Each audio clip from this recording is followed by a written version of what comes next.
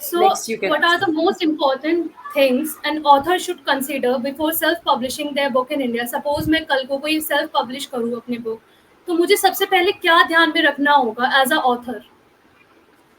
आपको सबसे पहले अपना बजट प्रिपेयर करना पड़ेगा, बिकॉज़ नेचुरली फाइनेंसेस के बिना शायद आप एक वाइडर ऑडियंस पे नहीं पहुंच सकते।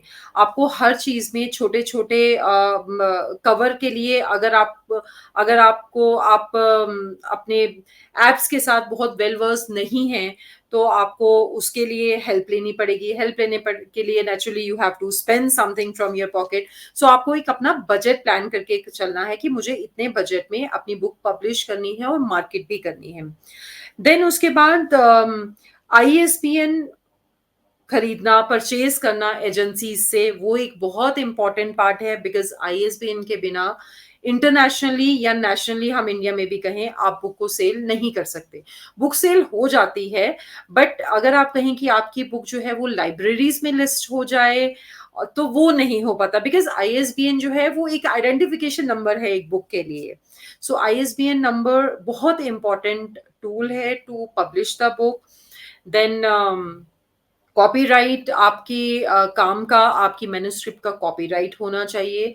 वो कॉपीराइट भी आप कॉपीराइट ऑफिस ऑफ इंडिया, वहां से आप इशू करवा सकते हैं, आप करवा सकते हैं। सो ये एक कुछ बहुत इंपॉर्टेंट चीजें हैं जो बहुत इंपॉर्टेंट है, लेकिन कई बार निग्लेक्ट भी हो जाती हैं, क्योंकि जो फर्स्ट टाइम अपनी बुक पब्लिश कर रहे हैं ऑथर, शायद उनको ये नहीं पता होता कि हमें कॉपीराइट भी अपना सेव करवाना है। देन कंटेंट आपका जो है वो पायरेटेड नहीं होना चाहिए। ये बहुत जरूरी है इस चीज को ध्यान में रखना कि कंटेंट पायरेटेड नहीं होना चाहिए। या दूसरी बात ये बहुत इंपॉर्टेंट कि किसी को भी वो कहते हैं ना कि किसी के लिए भी गलत लैंग्वेज में आप कन्वे नहीं कर सकते कोई भी अपनी बात अपनी बुक के थ्रू।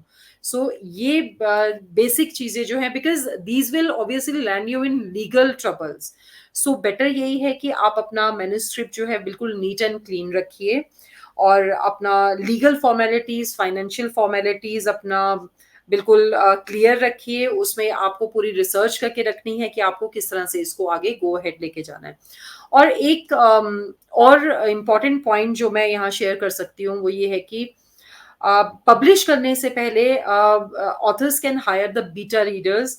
बीटा रीडर्स आप बुक को पब्लिश करने से पहले ही एक बार पढ़ते हैं और वो अपने इनपुट्स देते हैं, so that you can improve your manuscript or maybe your story according to the beta readers, because उनको उनको एक बहुत फेयर आइडिया होता है कि रीडर्स जो हैं वो क्या पढ़ना पसंद करते हैं। सो ये छोटी छोटी चीजें जो हैं एक author who is going to self publish should always keep in mind.